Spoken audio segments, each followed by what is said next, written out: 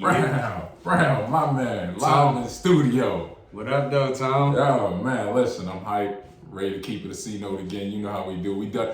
Welcome back to the Keep It a C Note podcast. I'm Tony, it's my man Brown. This is our NFL draft special. Yeah. And we live. What up? You know What up?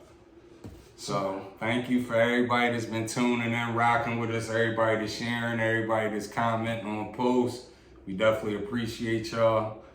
Let's start talking about some football because it's draft day. That's right. You see, we got the team colors on. You know what I mean? We about to talk about some things. So, first thing I want to talk about, let's since we're going first off, let's talk number one.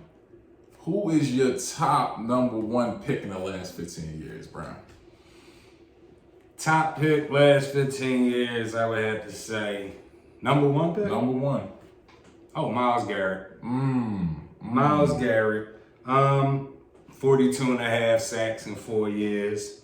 He's a monster. He gets to the quarterback every play. And he's only getting better. And that they just added pieces, so he's definitely going to be a monster. But I say, yeah, Myles Garrett. I want y'all to mark this down. This might be the first time that we agree on something straight off the top of the show. Because I'm going Myles Garrett too. The dude is an absolute animal. You put anybody on the other side, you're going to help their stats. Anybody in the middle, and he's helping the secondary.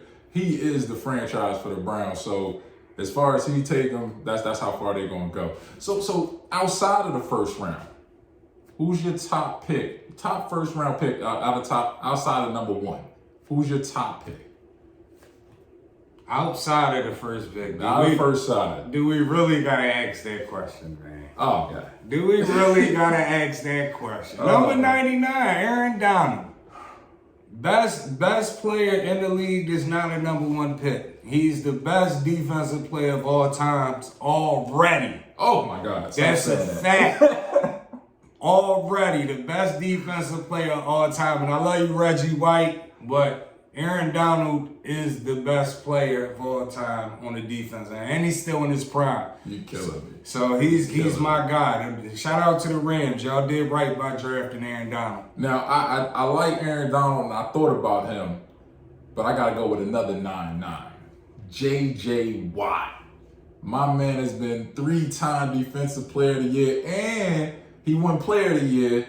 They ain't give him the MVP, whatever. But my man scored touchdowns offensively, defensively. He was literally the whole Houston Texans team for like his whole career. So that's my man. I'm gonna go J.J. One of them defensive player of the years is questionable. It's debatable. He won it, but we don't think he should have won it that 1 year. So I'll just say that. I'll give him that. He did win one. I think his second one off of his name.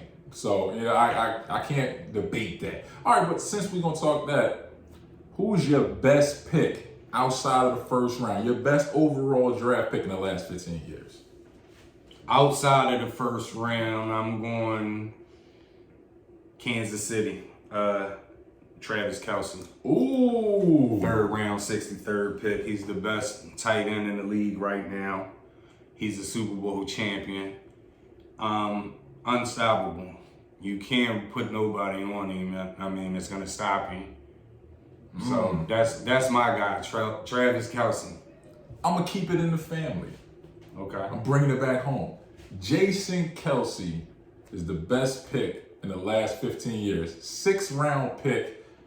He's been all-pro and been in the Pro Bowl multiple years. And he's been the cornerstone of the Eagles' offensive line for his whole career. And real talk, I'm going to keep it a C note with you. We do not win that Super Bowl without Jason Kelce. Getting some love from John over there, you know what I'm saying? An Eagles fan is in gotta the keep building. It a C note. The transition from Wentz to Foles only happens because of Jason Kelce. If it wasn't for him, we still sitting there wishing for one. Can I keep it a C note with the people? Uh-oh. Jason Kelce is good when he plays on the line with good players. And that line was devastated. Jason Kelce is not a factor. That's just me keeping it a C note with you. That Super Bowl run year, the transition was easy. Y'all had one of the top 5 offensive lines that year. When you start missing pieces off that offensive line, you see who Jason Kelce really was. A 6th-round pick. Ooh.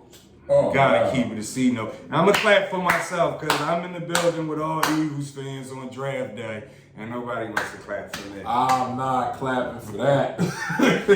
All right, so let's talk about, since we're talking about negative sides, your biggest bust in the last 15 years.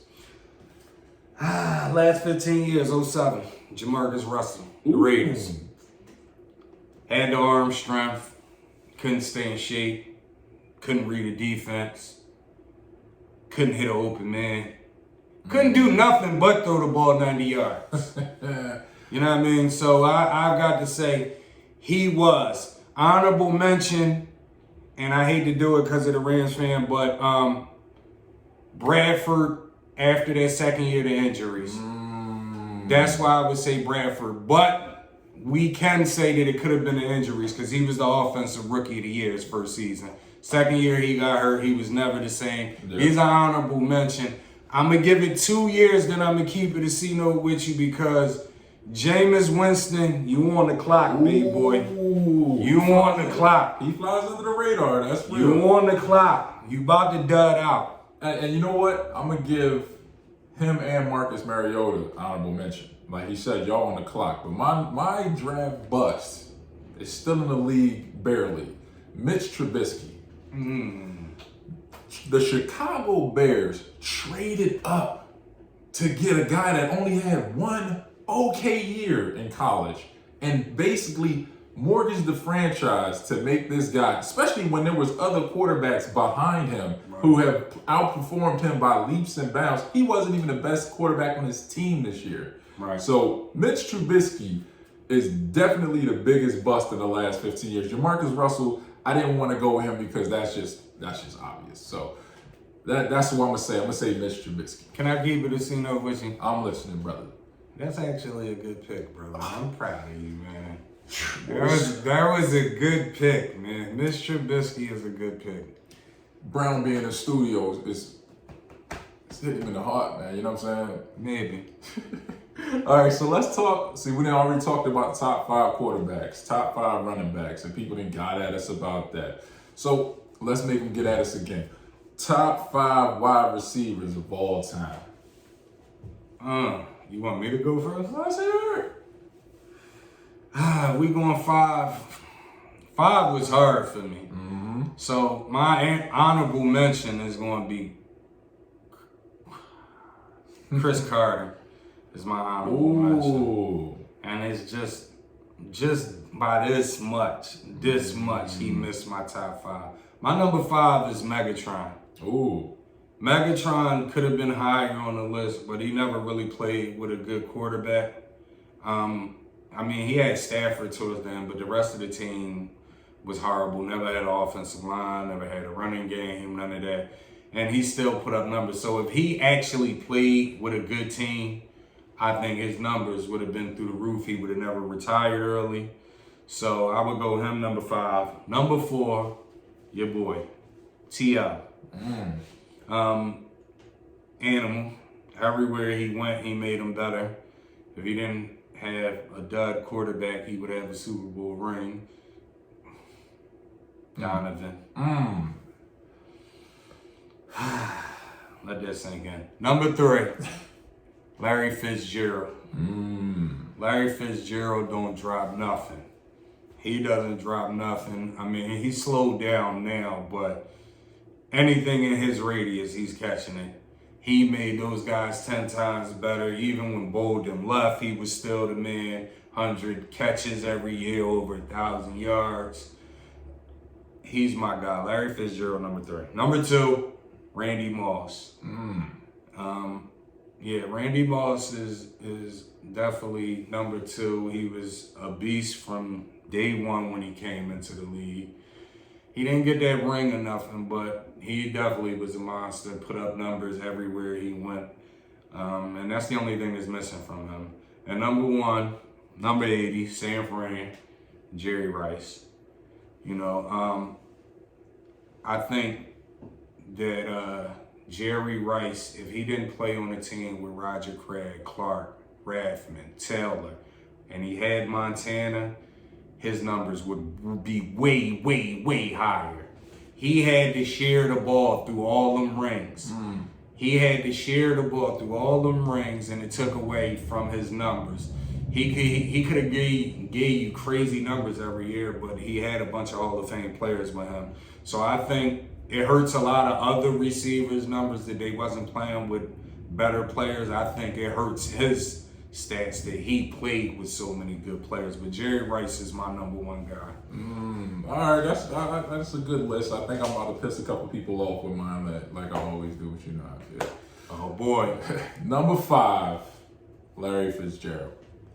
Larry has played with so many quarterbacks over the years, and he's always been consistent. That's why he makes, and he's got the numbers, you know what I mean? So he's played 15 years, something like that. I don't think he's had the same quarterback more than 4 years, you know what I mean? So for him to be able to adapt through all of these different systems and coaches, you know what I mean? For him to be able to adapt, and still, he was playing at a high level last year before he retired. Not superstar level, but a serviceable number 2, 3 option.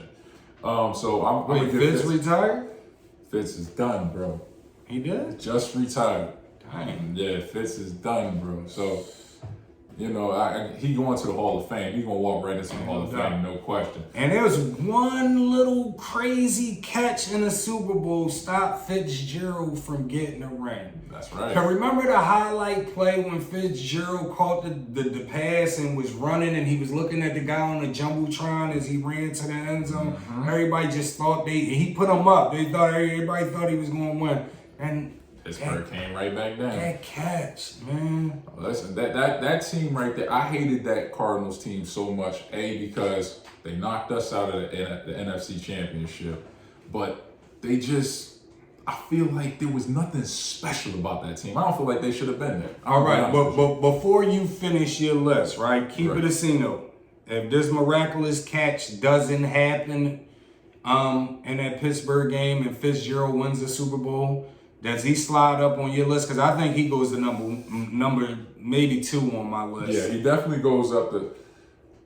Yeah, he definitely goes up to at least 2, and I think you could talk about him and Jerry Rice. You know what I mean? Even though Rice got the rings, but we can't forget Rice had Montana and Steve Young. It definitely would be debatable. It would.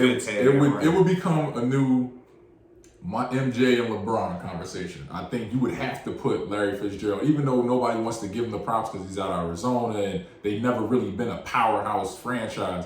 You got to give them props. If they win that Super Bowl, number 1, they might win another one because they kept most of the same core intact the next year. They just, injuries or whatever. But he's definitely going up on the legacy list. So I would consider him for number 1.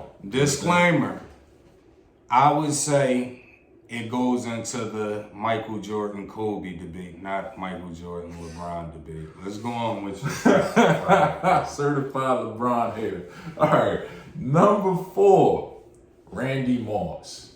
Now, for me, I knocked Randy Moss down because his primary weapon was the deep ball. You're going to throw him the 9 route, throw it up, he's going to go up and catch it. Now, I can't penalize him for that, but you got to be able to come across the numbers for me. And I don't feel like Randy was equipped to come across the numbers that well. I feel like if he came across the numbers consistently, his career would have been a lot shorter. Because Randy was a skinny bull, but he was fast as hell. He wasn't trying to get crunched. Not at all. You know what I'm saying? And he didn't really have the most accurate passers throwing it to him until he got to New England. Right. Oakland, come on.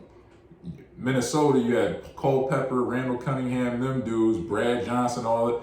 You ain't really got accuracy in there. Brad Johnson was kind of accurate. Randall got a little more accurate as he got older, but Dante Culpepper was basically deep ball. He was tailor-made for Randy Moss. You dig what I'm saying? So that's why Randy Moss, you got to drop down to number 4 to me because you couldn't really do it all.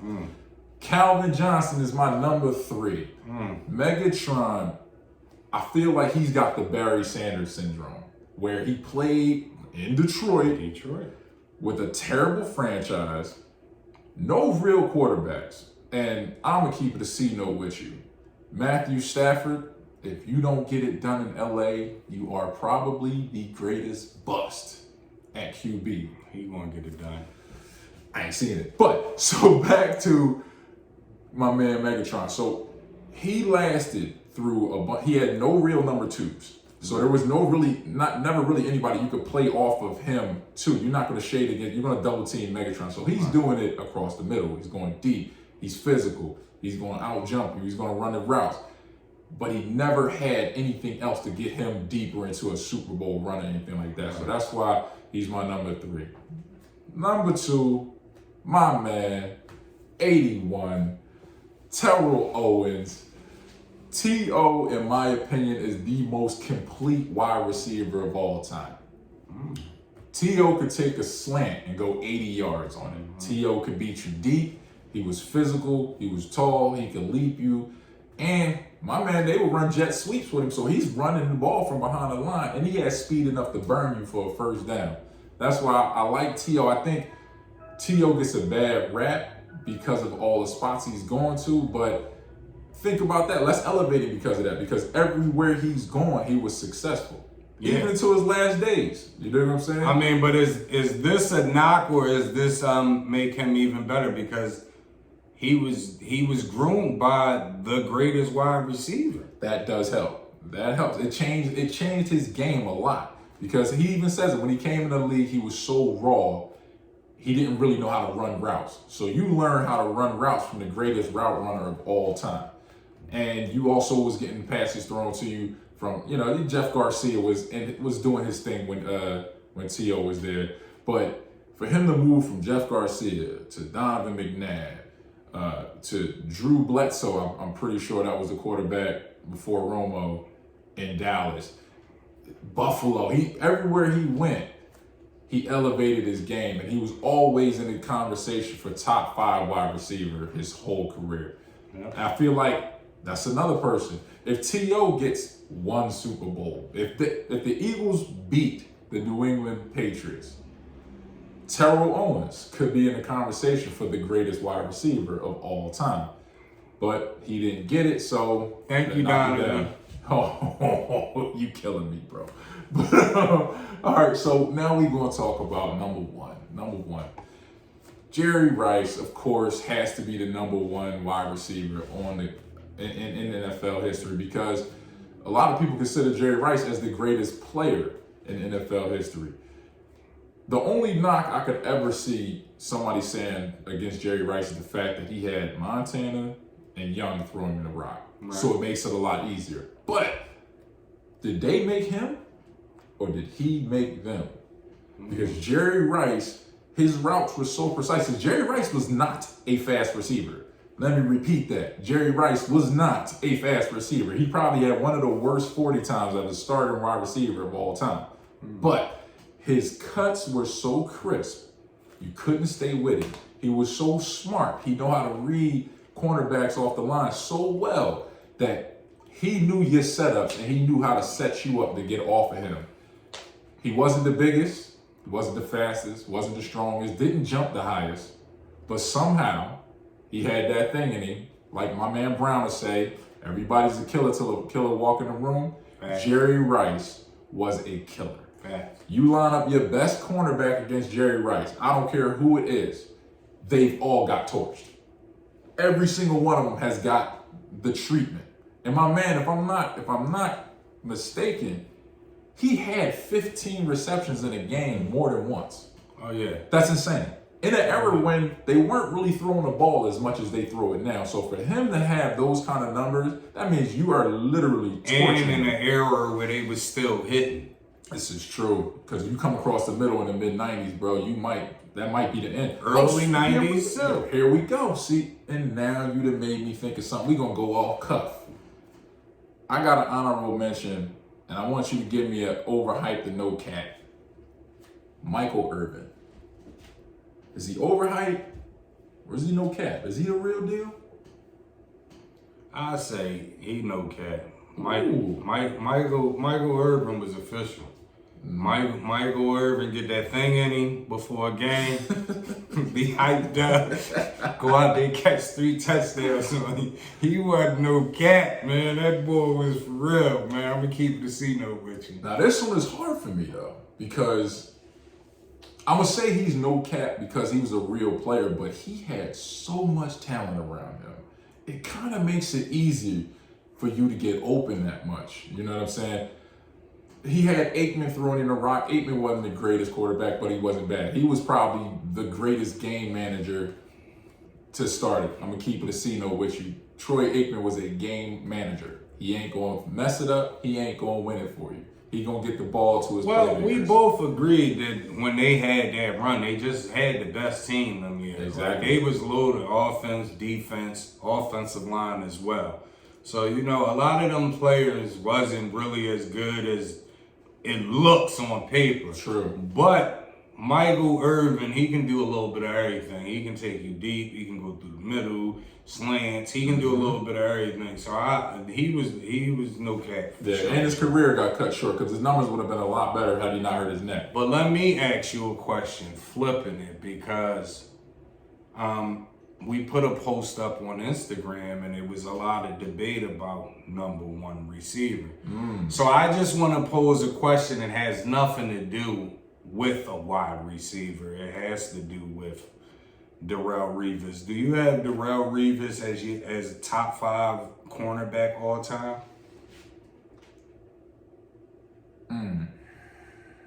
That is a loaded position, but I think I have to.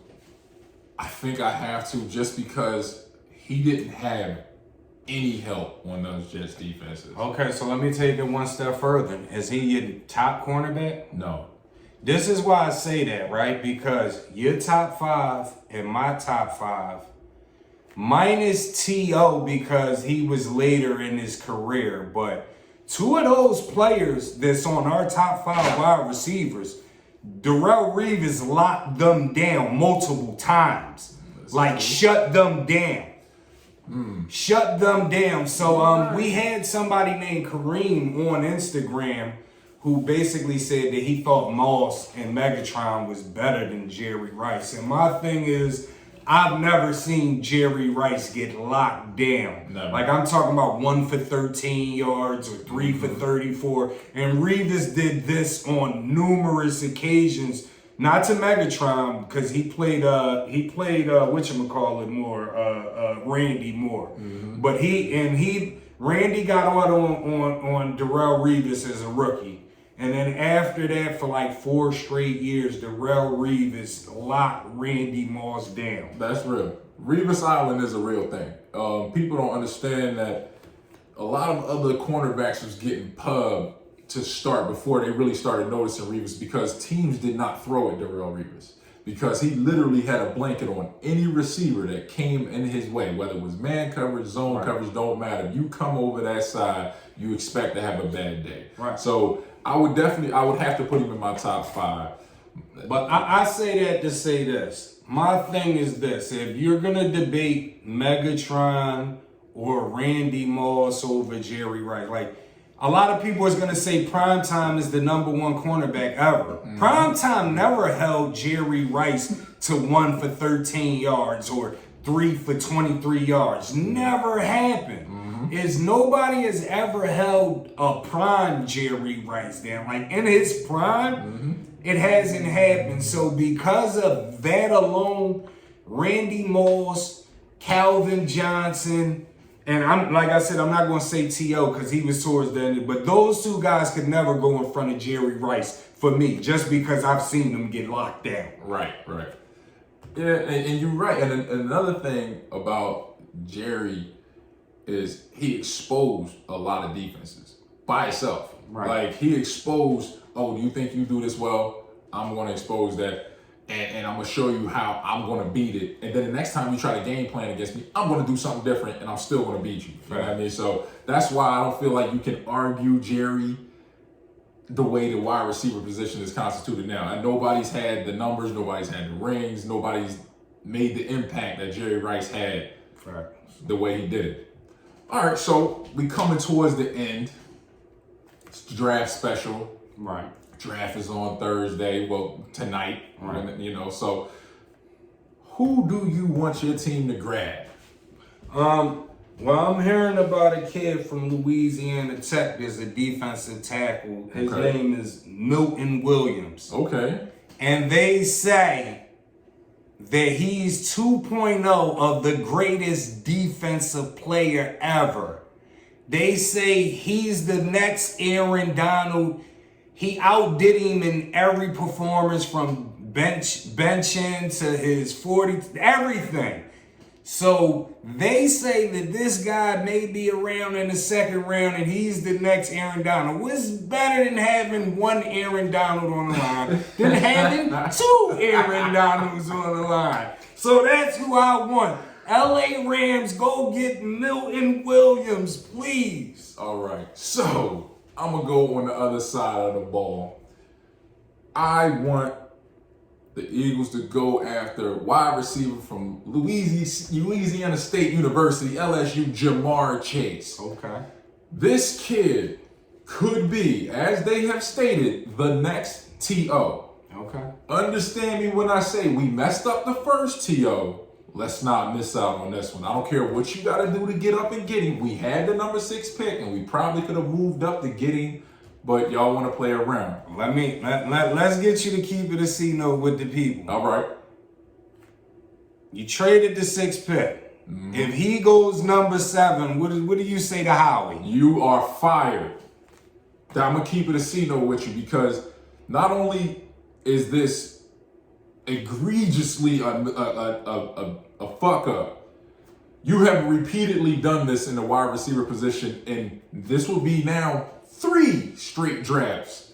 You missed on DK Metcalf because of some kind of bogus medical thing, which every other team thought was all right. Then you missed on a steal of the draft that was sitting right there, Chase Claypool, who showed out in Pittsburgh. Right. So if you miss on Jamar Chase and you go for some second-tier wide receiver because he has upside, I don't want to hear it. Jamar Chase can moss you. He can run by you. His routes are precise. He's strong off the line, and he's got blazing speed. So don't give me the we saw upside. No, I'm not trying to hear that. If you don't get Jamar Chase and he's right there, you got to fire Howie today.